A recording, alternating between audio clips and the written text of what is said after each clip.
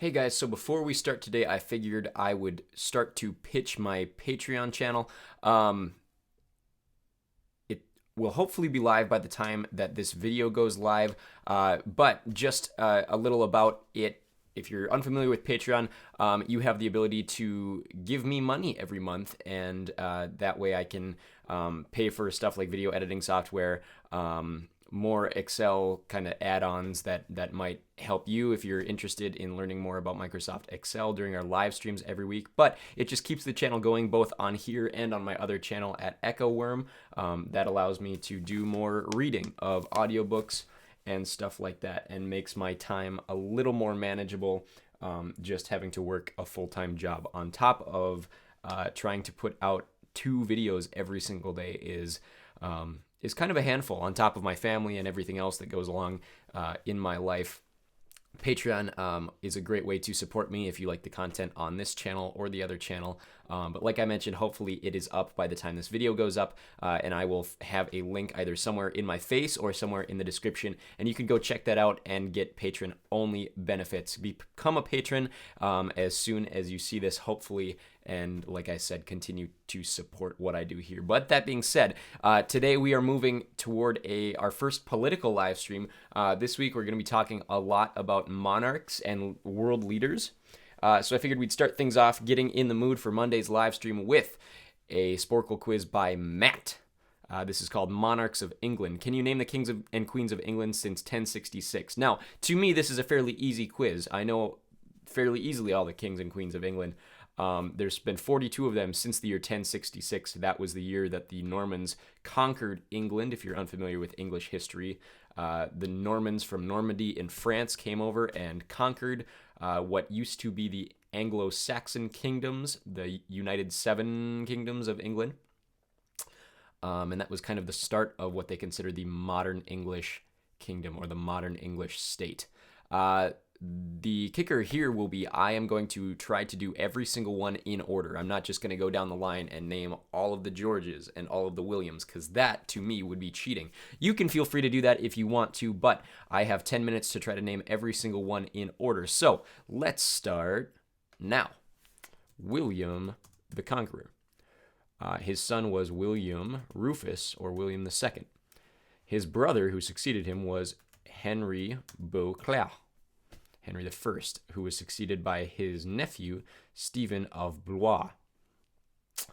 Stephen was succeeded by Henry II, who was succeeded by his son Richard I, who was succeeded by his brother John, who was succeeded by his son... Don't get tripped up here... that is going to be Henry III, who was succeeded by Edward I and Edward II, and his grandson, Edward III. And then Richard II, who was succeeded by Henry IV, Henry V, Henry VI. And then the House of York was Edward IV, Edward V. Oh, that's not how you spell 5. And then his uncle, Richard III. And then it went over to the Tudors, Henry VII. We'll scroll down here so you guys can see. Succeeded by his son, Henry VIII. Succeeded by his son, Edward VI.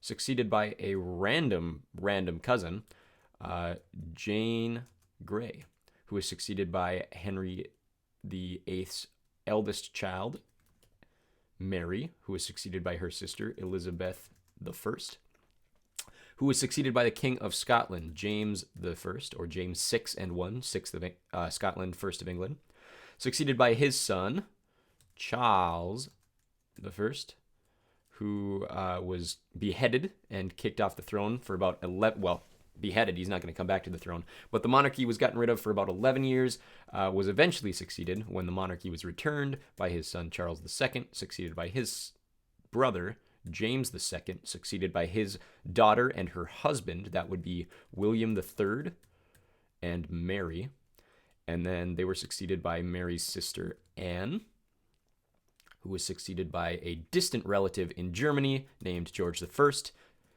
his son, George II, his grandson, George III, his son, George IV, his brother, William IV, and his niece, Victoria. Victoria succeeded by her son, Edward VII, succeeded by his son, George V. George the... Oh, I spelled George wrong.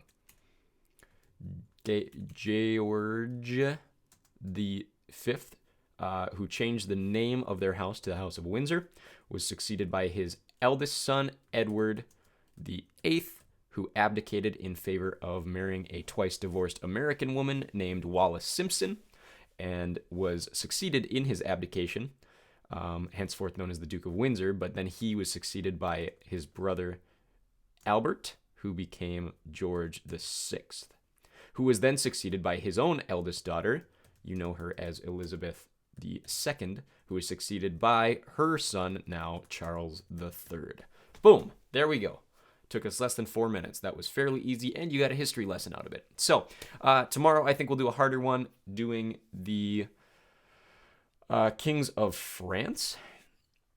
And I am going to cheat on that one and go down the line and try to name them all in order because it's a lot easier for me. I don't know French history nearly as well as I know English history. But thank you for watching today. Like I mentioned, hopefully my Patreon account is up and running so you can help me out via that. Links should be available here somewhere. And we will see you back here tomorrow. But in the meantime, like, share, and subscribe, and do all you need to do to get the most out of this channel. See you soon.